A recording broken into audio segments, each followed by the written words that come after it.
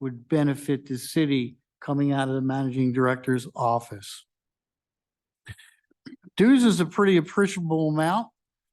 We had $44,000 budgeted last year, $50,000 this year. But the great majority of that is for the Pennsylvania Municipal League, which the whole city is part of that, benefits from that. And also parts for the GRCA and parts for Crown Castle, which is the cost for fiber that is needed by BCTV. A couple of years ago, when they relocated their offices, the city volunteered to cover the cost of carrying the internet to the new offices in College Town. And we're continuing to cover that cost. So that's really kind of a part of the city's commitment to BCTV. If there's any questions with this as I go along and you want to do it then, or we can wait. The media is mostly for the communications coordinator, and they are for all the infrastructure programs that he needs to get all the messages across internally and to the community. If you have any specific questions about any of those, Mr. Acosta is volunteered to come here tonight and be available. Well, we have one right now, Marcia. Okay, and it's regarding, first of all, thank you for laying out everything so well. It has to do with the communications position, and this has been not only with this administration, but when it was first created, it seems to become very mayor-centric as far as what's covered. And for instance, council does a lot of work that merits press releases and such, but has never been all-encompassing. And so I think we need to look at it. Is it a city position for the mayor's office, or is it a citywide position? And it's also for the council office to be communicating with this position. What do we, for instance, I know Councilwoman Mature is having a community meeting tonight. That could merit a press release. Yeah. Okay, so the things that were done around Loris Park, the same kind of thing, but I have never felt that it's been something that is equally distributed. And I don't know, Chris, you seem to want to have a comment. I did make a point to contact Noel about the Sixth Right. Ward Festival, and I will say that it went very well, because in addition to the things that I requested, there were things that I didn't even know about, like the billboard on the bridge Right. that promoted it. So, Mhm. I mean, I didn't have any problems as long as I communicated what I was looking for. Okay. Well, I didn't know that was available for council. Yeah, I can answer that question. It's citywide. Noel is available for the mayor's office, for any city department and council. He works a lot with police and fire, who have a lot of things going on, and they send him information and he turns it into a press release and sends it out. He has contacts with all the local and regional press outlets. So he's used a lot for that. So it may just be a question of council not being aware that for things in their district that they want publicized, that he would be available to them. Yeah. Less. Donna. And I think it's important, and I speak as someone who was in positions like that for many years, as well as the media. Melissa, for instance, your program tonight, your community meeting tonight, think like 2 weeks out to publish it, because generally what we used to do is we would do something like 2 to 3 weeks out, save the date, and then closer to the time, a week and a half, 2 weeks. And Noel, I don't know if you follow those kind of protocol, then the press release goes out so people are aware of it. So it might be something for everyone to keep in mind here. Save the date, then subsequent press release, but give Noel plenty of time, because again, working with the administration, different departments, being only one person, it can pile up very quickly. So we appreciate what you do, and Sure. we appreciate the notice that and the reaffirmation that this is a citywide position. And just one other quick question for Mr. Heim. Because this falls under your department, do we need to communicate with you when we request Noel's services? That's a good question. I'd like to be copied on it if you can do that, but you can communicate Fair directly enough. with Noel because he works for you, you know, as Okay, well so as, simply make sure that we Yes. copy you so you're aware. just so I know what he's up to. Fair enough. Thank you. All right, Chris. Two things. One, a clarification. Thinking back, it was actually Linda Kellerer who told me about the bridge billboard, but I did go through Noel as far as what I wanted, and then he talked to Mitch, I think, and so did Linda. But the other thing I wanted to mention too, and I think Bill, you need to hear this, not just for me, but also for the new counselors coming in. And that's the protocol of just what you said. Who is contacted in what order when things are requested. I know some things go through Linda. There was a question that I had that I did go directly to Noel that after I did it, I thought maybe it should have gone to Maritza first. And that was, you know, sometimes I just sort of think of things and I just want to take care of it before it slips my mind. And the question was with the promotion of the Christmas parade, holiday parade. And I sent an email to Noel and I said, I realize that this isn't just District 6, but I just want to make sure that as it's promoted, that it's done in both English and Spanish. And he said, absolutely. He said, it needs to be both. So it was just like one of those things that I did automatically. And then afterwards I thought, okay, did I follow the right protocol? And I think especially for like the new counselors coming in, what is the procedure that needs to be followed? We had a staff meeting yesterday, I guess it was, where we talked to the directors about creating an orientation for new council members. So they would meet all the directors and be given an overview of the departments and communication. So we're going to do that this year. And just as an FYI, we will be doing one just simply for the new council in early December. So yours will follow up to what ours will be. Okay. Very well. The next line item would be conferences and training. We just bumped that up about $500 for, Oh, hold on. Oh. Maria.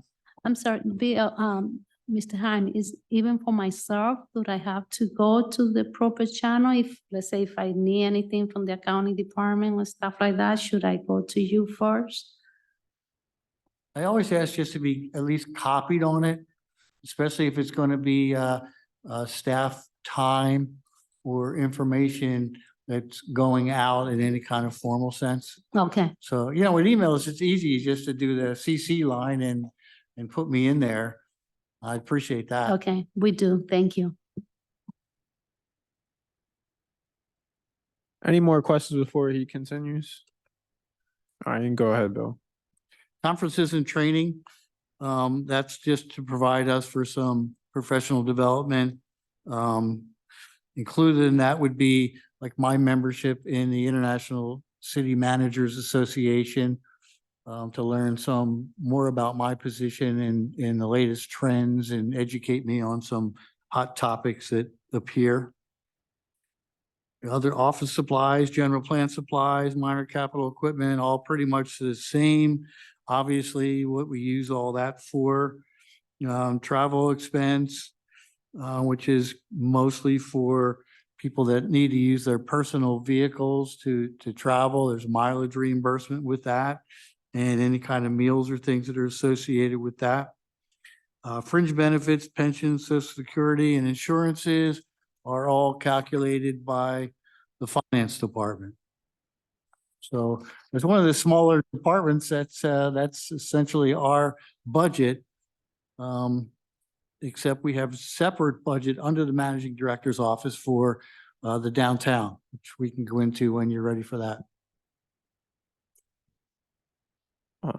Looks like there's no questions. You can continue to that. And once again, this is the budget that comes out of our huge budget book.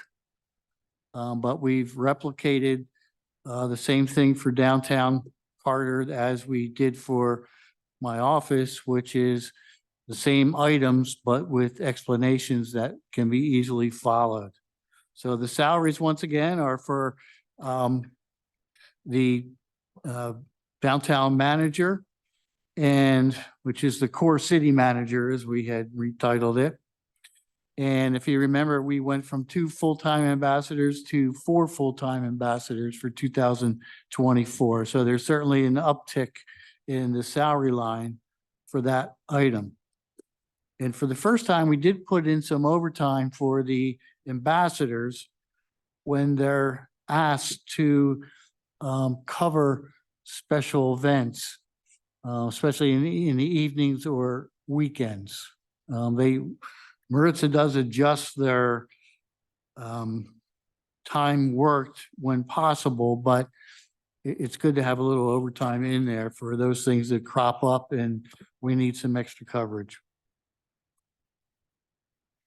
We also put some funds in there for part-time wages to get 2 part-time ambassadors to fill in Chris has a extra question. slots.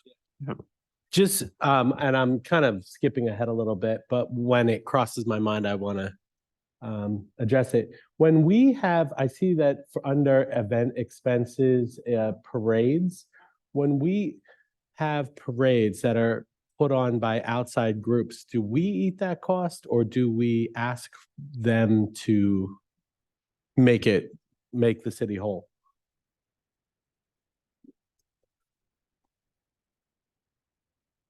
Parades. Yeah. Often parades get sponsors. And if it's not a city sanctioned parade, I mean, put on by the city, they pay for those expenses, I believe.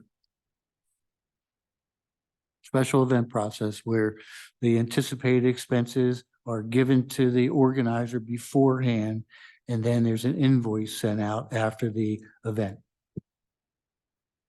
Go ahead, Marshall. Yeah, and I think we need to delve a little deeper into this because as with a lot of our facilities, the band shell is one that I know also comes up. They all need special event permits, but we need to maybe look at our ordinances closely as far as how they speak to the rental fees and such for these events, and who has the authority to make a decision whether that is a city-sponsored event where the fees are waived, or whether it is an outside event.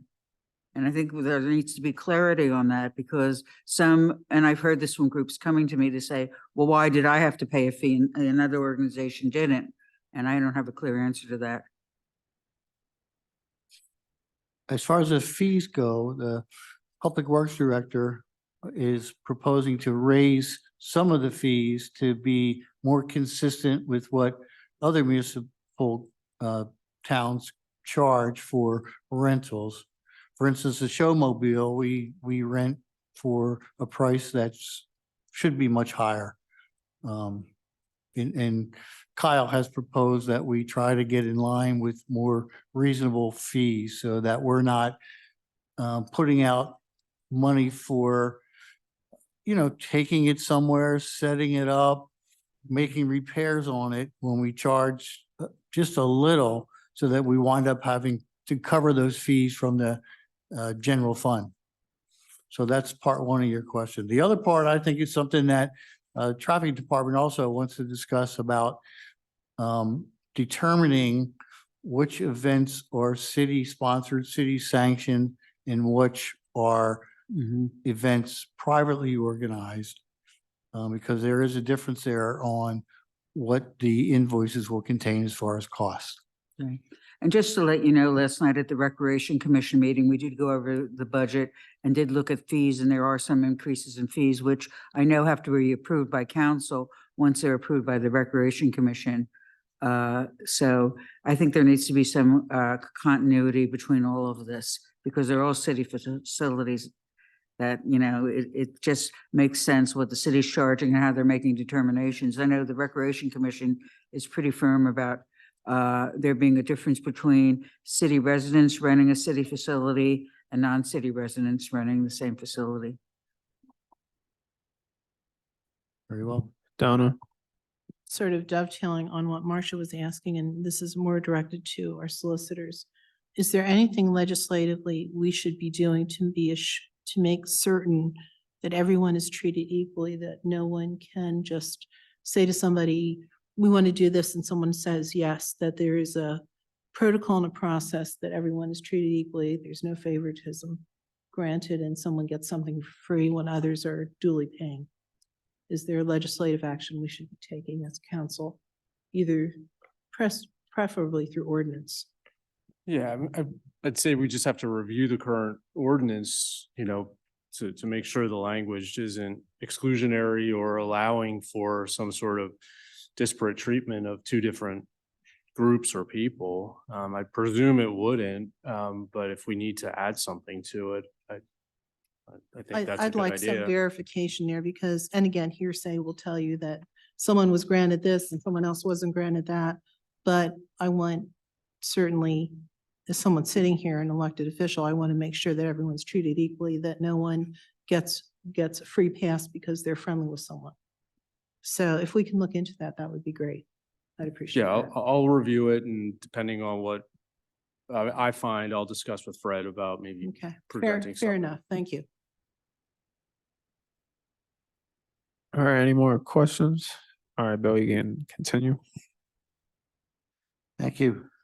Next line item with explanations is consulting services. And I think most of you are probably familiar with the Hope Rescue Mission, and that helps us to do cleaning in downtown. And our landscapers, and we sometimes request photos and video consultants. And also, we're trying to get other vendors involved in downtown events. So that's where those costs come from. Some of them are regular, like the cleaning is something that we do on a regular basis. Landscaping we do on a fairly regular basis. And power washing sidewalks and things like that. Conferences and training is once again professional development. As we are trying to develop downtown, change downtown, both, putting physical changes in downtown, sponsored by the city, paid for by the city eventually. We need to know what we're doing. So we want to have some monies there so that we can learn about what's proper, what other downtowns are doing, what works and what doesn't work. Any questions on that one? Yes, Melissa? How much is the landscaping?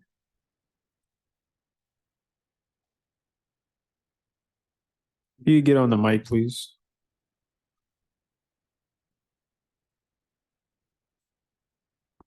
Currently, the landscaping came in at a little bit over $7,000, and that's just for the initial treatment and plantings and of the two major planters on the 6th and Penn intersection, the small planters throughout Penn Street, as well as the entry from the Penn Street Bridge. And then they will revisit throughout to do some more weeding, but it's also supplemented by my staff. Another thing to keep in mind is that our landscaping needs may grow. So obviously in the spring, the thoughts of flowers and different planters and adding color to those things, the cost will continue to increase. It was just something to be able to start the process. So that number may grow, will most likely grow. And that's gonna be covered for the whole downtown, the landscaping? The landscaping and the ones that we own, which would be the ones that I just said, and anything else that is in addition that is added potentially to the downtown. Okay, and just like a clarification, what because I know we've discussed this before, what areas exactly is considered downtown? Besides, is it up Penn Street from Second to 11th or? Want me to answer? Currently, what's considered downtown would be Second Street. And I'm gonna do this in the most, in the easiest fashion, is Second Street to 11th Street, Franklin to Walnut. And that's gonna be your general. There is some zigzag on some of the sides going up the Franklin and Walnut Street side, but yes, it is Penn Street. All of Penn Street is included up to, I believe when it gets to 8th Street, with Walnut and 8th, it draws back in. So Washington Street up to City Park, but not including City Park. It's only on this side.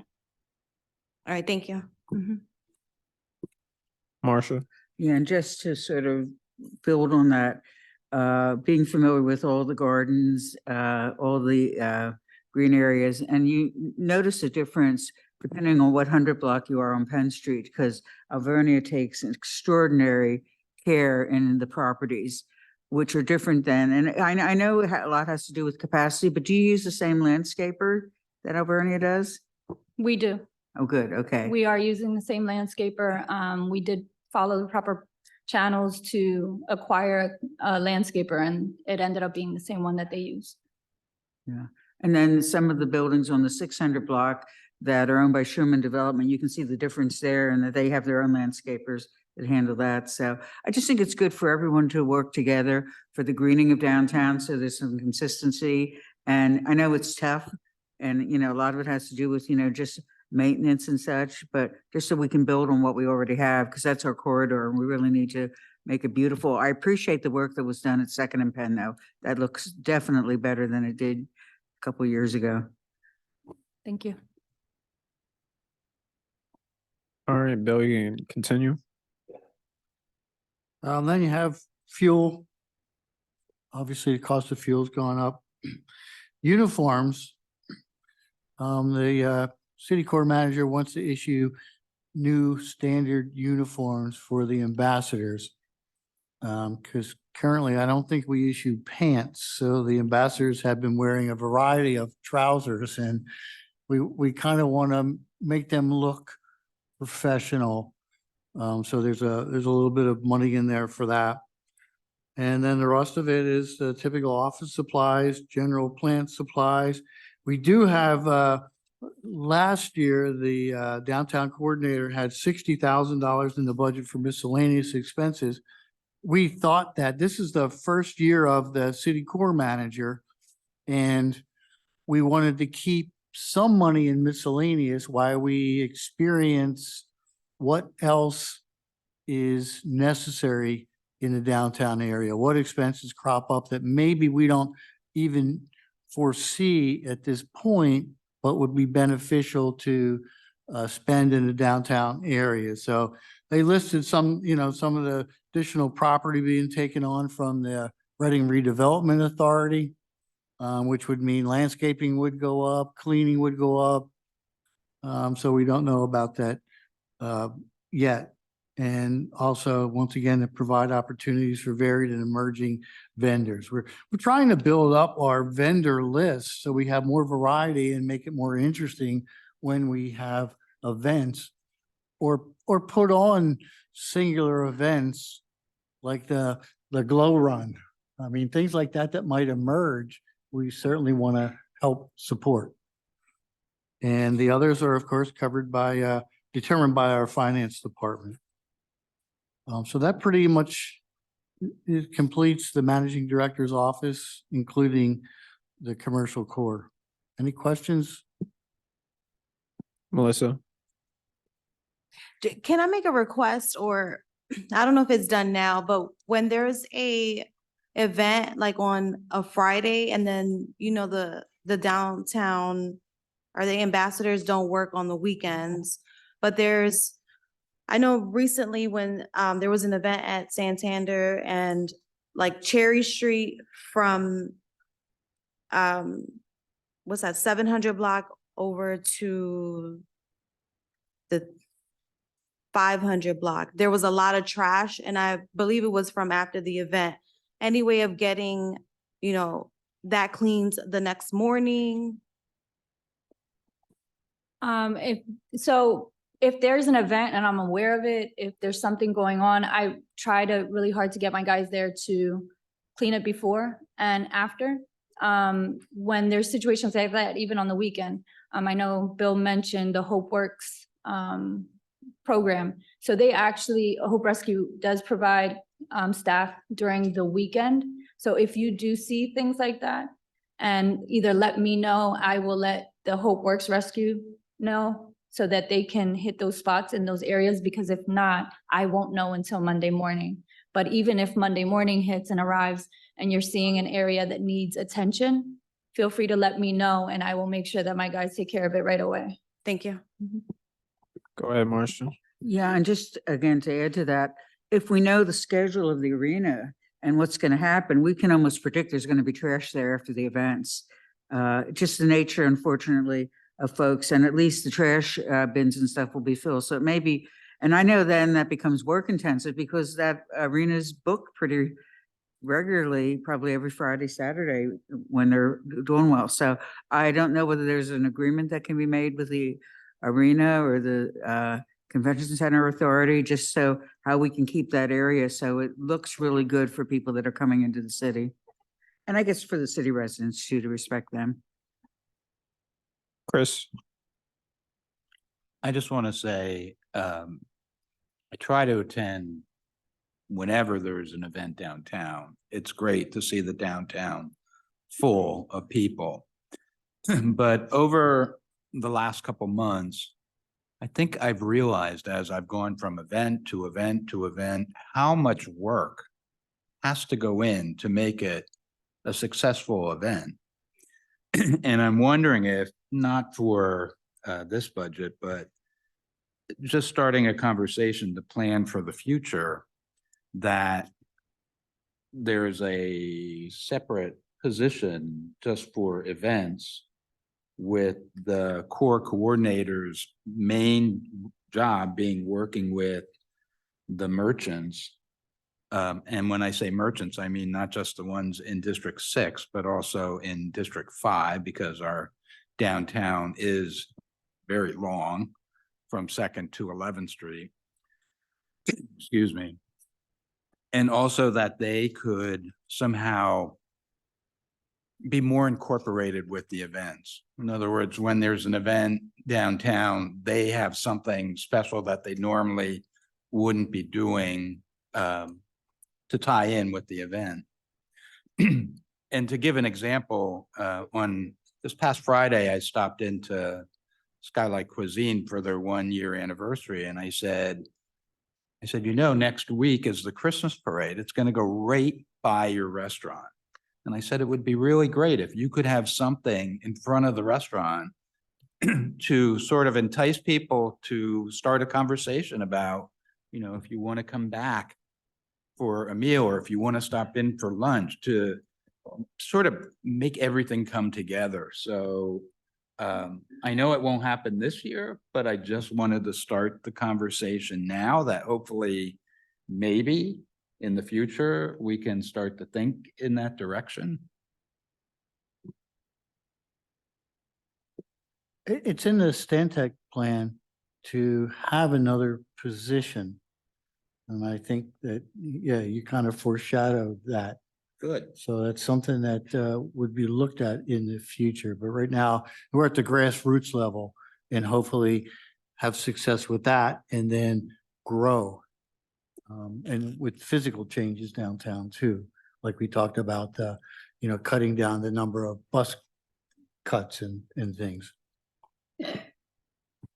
If I could just make a comment to what Chris mentioned about engaging businesses and having them participate and take advantage of the amount of people that are coming downtown. The downtown team, I did have them go from 11th Street all the way down to 2nd Street and go into every business and let them know with weeks in advance, well, 2-3 weeks in advance, that the holiday parade is November 18th, to either participate or find something to connect them to the parade. There's going to be a lot of people, open early, stay open, engage.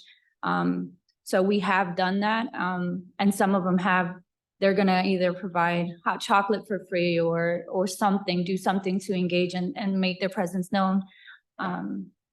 Those that are participating, not everyone will, but we are trying to make that communication there with the businesses and have them take advantage of the opportunities. All right, any more questions? And Bill, is that the end of your budget? It is. The next person who also is under the umbrella of my office would be the Human Relations Office, and I believe Kim Talbot is here. So we can dismiss my folks. She's here. Okay, so we can dismiss my folks and we can go over the Human Relations budget. All right. Thank you.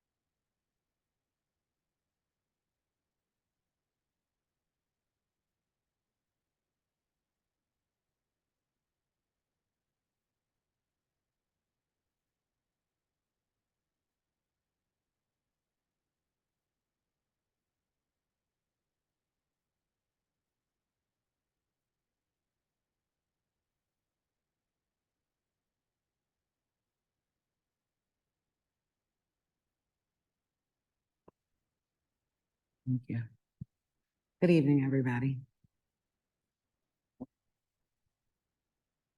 The HRC budget is relatively simple. I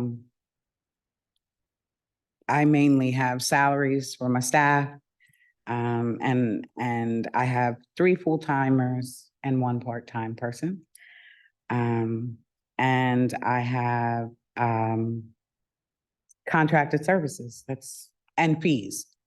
So other than that, I have fees for fair housing and equal employment things. My conferences, though, are paid for by the federal government with my contracts, so I don't really have any other expenses besides those things. So, sorry, it's really straightforward, simple, and, boring, but. Unfortunately, the job that she does is not simple, uncomplicated. It's exactly the opposite. Chris? Perfect timing. Because at Monday's meeting, I actually brought up a question. I probably didn't phrase it correctly. What I was trying to get at is, it seems like the homeless population will increase in the city. I suspect that a lot of people don't know where to go when they find themselves in a situation that they didn't expect with homelessness. And probably one of the places that comes to mind is City Hall, because it's central. How many people do you, and I know I had a conversation with the mayor's office that they also receive people that they automatically go to the mayor's office because they think that's the place to start when they're starting the process of trying to figure out how they're going to rebuild their lives without having a place to live.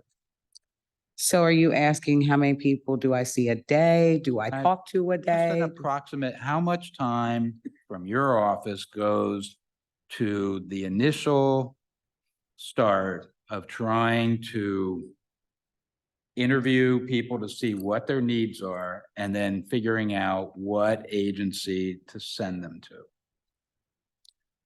So right now, I would say since COVID hit, essentially almost, unless I'm in like another board meeting or I'm at landlord tenant court, I pretty much spend my entire day on people who are homeless or looking for housing, or I'm doing their rental assistance paperwork, or I'm getting 3 to 5 applications a day from people who are being evicted or who are on the street.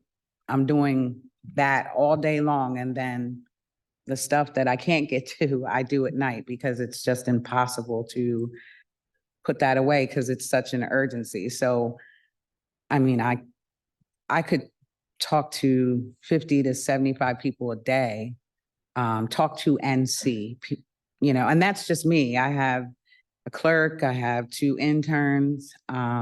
So that's not them. That's just me.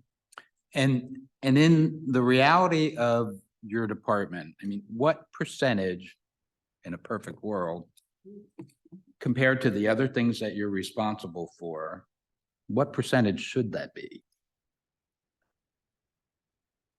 It should be, well, it was around 35%, but now it's at like 95%.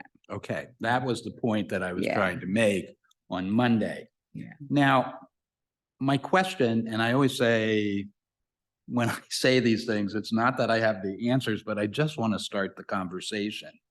Is this something that would require another position that would specifically deal with this issue? Because I do think it's going to get worse. Mhm. Or is it something where the organizations that this involves, where everybody comes to the table, and I don't know how it would work, but a person would be here for like basically a one-stop shop for people, you know, are you a family? Are you a single person? Do you have children? Do you need food? Do you need shelter? Things like that. Because I can imagine for the process to try and figure out the needs of the person, it's not like a quick fix. It's going to take a while to figure out what the person needs, what their situation is, where they need to be placed. Mhm. And that's what I was trying to start the conversation about on Monday. So I'm very glad that you're here to sort of help me along with this. So typically, what I tell the people who come see me and my staff, it's more about triage. So if the person is on the street or they're sleeping in their car, they are first, as opposed to someone who is being evicted through court. Then that is a landlord that I can call and say, hey, listen, they're here. I can get through their paperwork, but can you give me some time? In regards to another position, that's what 211 is supposed to be for. We are supposed to direct everyone to 211, and then that is supposed to send people where they're supposed to go. Does that work? No, it doesn't work. But, you know, we're being encouraged to, if they come to us, to send them to 211, which makes no sense to me. I feel people have been victimized enough. Why would I then send them back out the door to do some more steps to just end up back with me? But we do have a coalition. We do meet, we do talk. There's, you know, anywhere between 50 and 80 agencies that work together. We have a coordinated reentry meeting once a month to discuss the people who are on the street, and, you know, what we might do with them, or who has space or who has money. But the need is greater than what is available, essentially. I think the point that I wanted to make was that not so much for the long term, but for the immediate, for the people who their whole life has fallen apart. And I think most people will probably come here because they don't know where else to go, or they're not familiar with the names of the other organizations or where they're located. Either through the city or through the organizations that are involved, that there is somehow a person, a physical person who can have the time to deal with them in a situation where they are probably very fragile at this point in their life. And they basically need somebody to hold their hand and tell them that there is help and to find the help for them. And not a department that is understaffed and doing more than it really should be because of the situation, which will increase. And again, I don't have the answer, but I did want to start this conversation that we need to figure out something that's going to work. And I think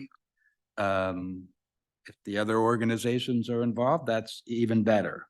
But I do think that in the future, we're still going to see people come here, not go to other organizations right away. Okay, that's fine. Wanda? Okay, here's a Billy question that I want to ask. Two questions. Many of these people that come here seeking financial help, where do they go to get that financial help? Not paperwork or data or meeting them or talking to them. And second of all, what is a 211? So, thank you. If they're looking for financial help regarding rental assistance, then they would come to my office. If they're homeowners and they need help with water, they come to my office. There's other programs through community development, so it just depends. Like if they're looking for repairs in their homeowners, they might go to community development. It just all depends exactly what you're talking about. 211 is sort of a clearinghouse that First Coalition to End Homelessness established to help people essentially. So instead of people going to, all different kinds of places and not getting the help that they need, they can just call this number, tell them exactly what they need, and then they'll be provided website numbers, contact, emails, all that kind of good stuff in one phone call, rather than them having to bounce around from agency to agency. Dealing out there with the homeless directly, I hear is what they get is directives. You go here, and then when they go there, they can't, and then you go back over there, and all they are going in a circle. So I need to know exactly where do they go to get that financial help? You say they'll come to you, but do they actually get it, or how do we get there? So not everybody that comes to me qualifies. There's just not enough money in any pot. Even if we put all of our pots together, there's not enough money to help everyone that is homeless, everyone that needs it right now. It's just not enough money. And we also don't just hand over money to individuals. We always pay their landlord, or we'll pay their utility. We will pay, MedEd, UGI, the oil company. Funds are never provided to the individual. There's definitely. And my other question is, how do they get referred to what they really need, which is housing? Where do they get that? That we could help you in the housing? There should be like in a complex or anything like that, something that has a percentage where this is gonna help with the homeless. So do you have anything like that? So there is stuff like that, but it's full. We just have more people than we have space. So, we build it up and it's full, and then we build another one and it'll be full. The economy is really, and the rents and like, this is just a cycle, but the shelters, we just there was just a new shelter opened with Hope Rescue Mission, and it's already full with a waiting list. So, you know, we try building things up and there's just not enough. We could build 4 more shelters and fill it tomorrow. Yeah, the talk out there is that there's not enough shelter and more homelessness. I'm sorry to say, but sorry to say, there's more needed shelters out there than housing or anything, because there are people out there that I know for a fact, you know, they're out there living in the woods and they get attacked, you know, by being homeless, but no one knows why and how the reason that they got where they got. It's only pointing fingers and accusation. They are derelicts. They are worthless.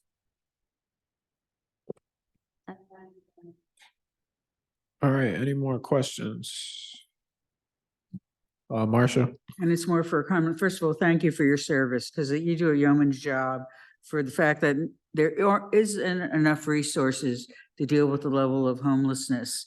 And, you know, what I'm envisioning is we really need to have a department, just like Children and Youth has a department to deal with child abuse, and it's very heavily staffed. And the kind of staffing you're talking about doesn't really meet the need for the problem. And I think what you're saying is that the Coalition to End Homelessness doesn't have enough resources to be staffed. And even if they were staffed, there would be nowhere to go to give the people a place to live. So I really think we need to be more strategic working with the Coalition to End Homelessness, because the reality is we're going to see this continue to increase. Okay, and it's going to be, you know, then we get complaints from constituents about people building fires in the woods because they're trying to survive. Okay, that's their reality if they don't have a place to live. And I see this happening in my neighborhood where people will park their cars at the top of South 15th Street along along the alleys at the base of Neversink Mountain, and they sleep there because they have nowhere else to go.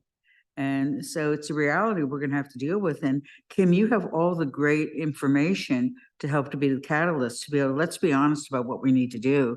211 to me was just a Band-Aid. Only thing you do when you call that is they just go through the list of services and refer people who really need something more direct. So I'm not sure, you know, why, I know why it was set in place, but I'm not sure it's the right tool to be able to help the people where they're at right now.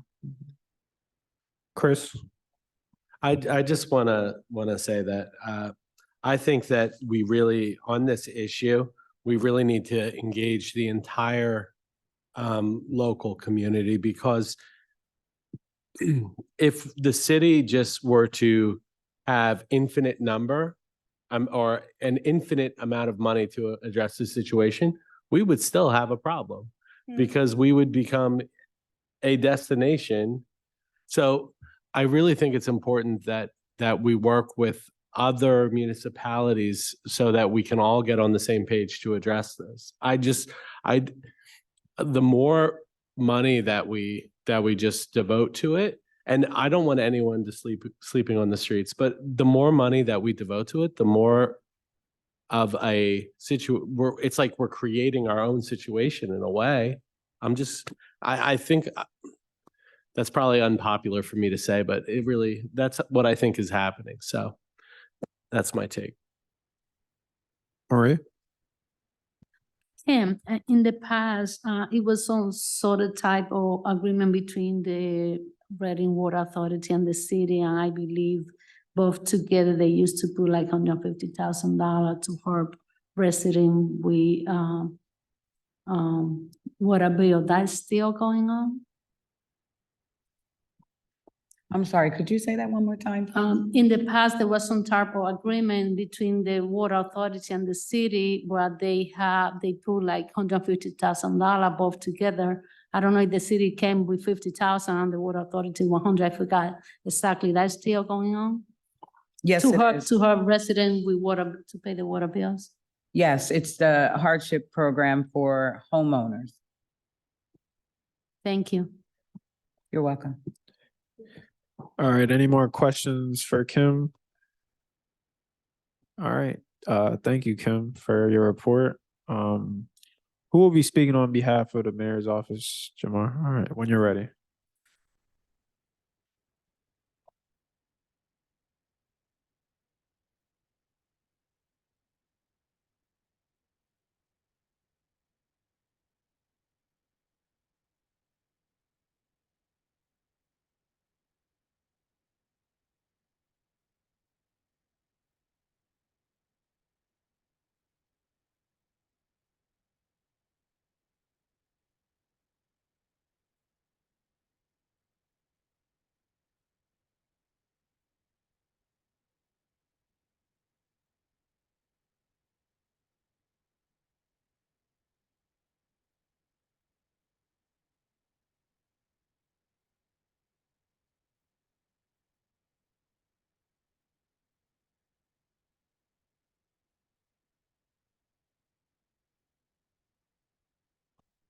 Good evening, council.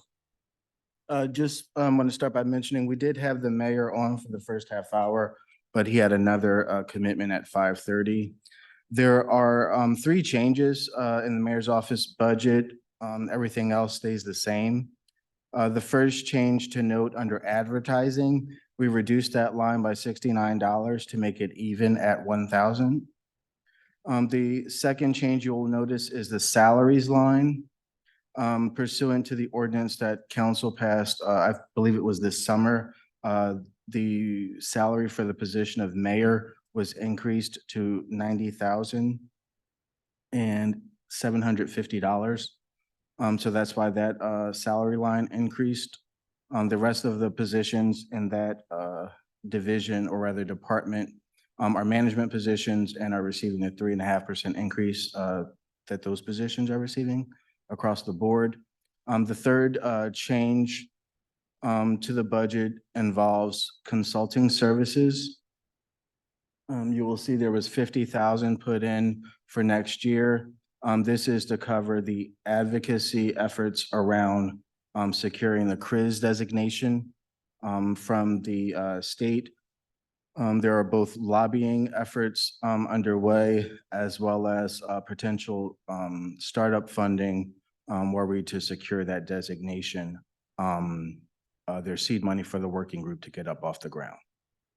Any questions on the mayor's office? Please. Any questions? Donna? I'd like more specifics regarding that 50,000 with the CRIS. Well, how is that going to be handled? Are there people going to be employed as consultants? What are the qualifications that are be looking at? Has it already begun? Are we using lobbyists that are already in Harrisburg? Or are we using local people to do it? 50,000 is a lot of money without full linear explanation. Happy to explain. So the lobbying efforts are already underway. There is a professional firm that has been secured after 3 quotes were sought for professional services. The amount is not to exceed $34,999, which is the threshold. Name of that firm? McNeese Strategic Solutions Group. McNeese, so that's MC capital NEES, Strategic Solutions Group. They are a subsidiary of McNeese Wallace Nurick Law Firm, of which the city is under contract with. Again, that amount is not to exceed $34,999, and then the remaining plus or minus 15,000 would be upon being awarded the CRIS designation, some administrative funding to get that effort off the ground. Chris? What kind of administrative effort? I thought the CRIS board was like voluntary. It was a volunteer. Yeah, we're What- not paying the board members. Okay. So there are all sorts of advertising, just paper processing work to get done to set up the CRIS if we're awarded the designation. That 15,000 will be a drop in the bucket in terms of what'll actually be needed to get it fully set up. Okay. Which is to say, upon an award of a designation, the administration will be back here to council asking for full funding to get that organizational structure established fully. Marcia? And this is a funding question. When you use the word lobbying, I know you're not allowed to use certain government streams of money for the word lobbying. Okay, are we allowed to be using local taxpayer dollars for lobbying? I know you're not allowed to use federal. You only can be using it for education. And there's a difference between what you can do. And I've had extensive training in this just along my line of work around what you can and can't do. Can we use state, local taxpayer dollars for lobbying? Pay for lobbying? For an effort that covers the entire city, yes. Okay. I would remind council that PML is a Right. lobbying outfit. Yeah, I just on want to behalf of have the that city. clear on the record that it's allowable for state fund or local funding, but it's not allowable for other levels of funding so that we can't commingle. So if we had federal money available, we would never be able to use that. It would No. only be our local. And we're not. Yeah, okay. Donna? Are we spending any money this fiscal year or this particular year in 2023 for anyone to be lobbying or serving as a consultant regarding CRIZ and interaction in Harrisburg within this Yes. past week?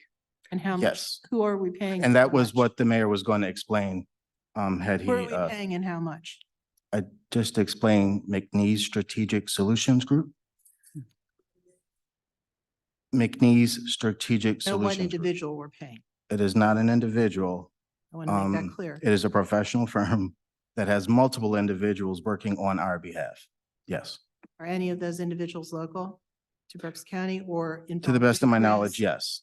Involved in CRIZ prior to this? Or having held a position within City Hall? I some don't point? know. But there are local Don't people believe, involved. I don't believe so. It's, it's Because primarily I'm, two I'm observing, individuals I'm that are. observing pictures from And Harrisburg I that think I have know what the local people implication in is. them. I can assure you it's not, what. So it is, and I can share with you the proposal, who's the bios of the people that, are involved with McNeese. I think council would be comfortable in seeing that because I think there's some real concerns right now amongst us. All right, any more questions? And I believe that's it for you, Jamar. Oh, Marcia. Yeah, and this goes to, and we've had a lot of discussion throughout the budgeting process about job descriptions. And just that there is a match to what the job descriptions that are on record say and what the people in any department are doing. So I think that needs to be looked at with the mayor's office, because I believe those job descriptions were developed maybe 2 administrations ago when there was a different focus on what the mayor's administrative staff did. And now what I'm hearing, and understandably so, there's a lot more direct constituent contact rather than work being done at a policy level, which is what I believe the job descriptions outline. So I just think that just as we're updating all the job descriptions, they need to be looked at and then making sure the salaries are commensurate with the responsibilities. All right, I believe that's it. For Maria? Jamar, if the administration is gonna pay more than $35,000 to the company, then there is some type of agreement that need to be approved by city council? So I was very specific that the administration is not spending more than $35,000. I said it is $34,999. I was very specific about that. Also, the solicitor explained that he would supply the contract that was executed to the council body tomorrow, Okay, thank you. along with the bios for those that are working on the city's behalf. Just to be clear, that's why I asked the Yeah, question. yeah. Thank yeah. you. Yep. All right, I assume Fred, you'll be taking us away with law when you're ready.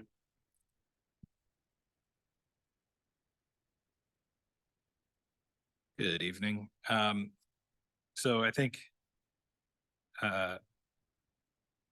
this also should be relatively easy. I think most of you know what law does, but and it hopefully it won't be too difficult to explain that we're reducing our budget rather substantially. And specifically, I think the biggest cut is the legal services.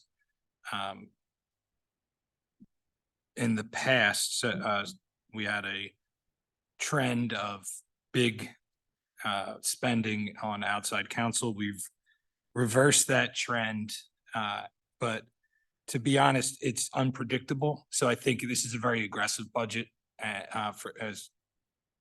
with regard to outside counsel. But all it takes, as we know, is one big thing to trigger the spending. So I hope this won't be the case, but there's the potential that I could be reminding you of that I explained this in November when we're in July or whenever. And but I don't think that's the case. I think we've done a good job over the last couple of years of addressing things before they get out of control. And I think this is the part of the budget presentation where I think having Mike Cumbar as a council solicitor on board, he's tremendously helpful in he and I working together to resolve things before they get elevated. I think having Marcelino Colon and Bill as managing director has been very helpful with personnel issues. We've avoided that for the most part or have spent money to avoid issues. And it's a lot more contained when you can bring in an expert to deal with a complicated issue than to have to bring in outside counsel for litigation purposes. So I hope that the budget there will hold, and I think it will. We've hired our third attorney, Michael McChrystal. He was actually here Monday, but I was off Monday. I was on the call and it wasn't convenient for me. I was going to try to introduce him. He'll be here Monday. I'll introduce you all. He started in October. The only thing I will say is there might be some changes with in having Michael on board. It had been 2 years, so I think we forgot that there's additional training and subscriptions and things like that having a third attorney and having the CLEs. And I actually do want to spend more money on CLE materials and things like that so that he can get caught up. He's got 30 years of legal experience, but municipal law is something he, and frankly, I myself, I need to go back and get caught. We have to bring a lot of our materials current to the more recent editions of a lot of the legal materials we have. Other than that, those are the big things. Any questions, Marcia?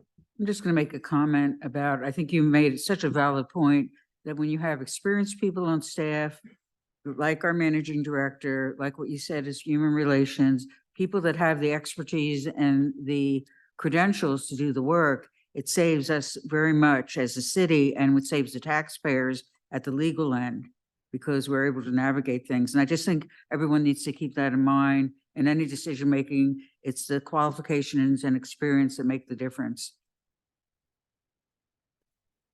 Anything else?